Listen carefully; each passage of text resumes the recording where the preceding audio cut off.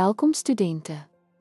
Vandag sal ons in twee kernparadigmas in navorsing duik, die positivistiese en interpretivistiese paradigmas, noodsaaklik vir die begrip van metodologiese benaderings in akademiese studies.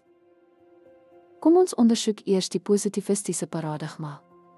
Hierdie benadering is gebaseer op die beginsels van natuurwetenskappe met die fokus op waarneembare verskynsels en empiriese bewyse om objektiwiteit en veralgemeenbaarheid in navorsing te verseker. Die positivistiese paradigma poog om slegs op objektiewe, waarneembare en verifieerbare feite. Dit prioritiseer al gestruktureerde empiriese ondersoek, strewe om natuurlike en sosiale verskynsels te verstaan.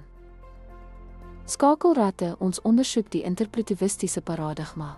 Hierdie raamwerk beklemtoon subjektiewe betekenisse en sosiale konstrukte wat dikwels gebruik maak van kwalitatiewe metodes soos onderhoude en deelnemerwaarnemings.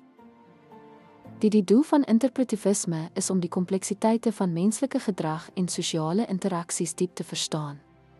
Interpretiviste poog om 'n empatiese, diepgaande perspektief van verskeie verskynsels te verkry. Beide paradigmas bied duidelike voordele. Die positivistiese paradigma bied 'n streng, wetenskaplike benadering tot navorsing, terwyl die interpretivistiese paradigma voorsiening maak vir 'n dieper verkenning van samelewingskontekste en menslike ervarings. Om opsom, die begrip van beide die positivistiese en interpretivistiese paradigmas help om ons spektrum van kennisverwerwing te verryk. Elke paradigma bied unieke instrumente en perspektiewe wat voortlig is om die veelvlakkige aard van navorsing te begryp.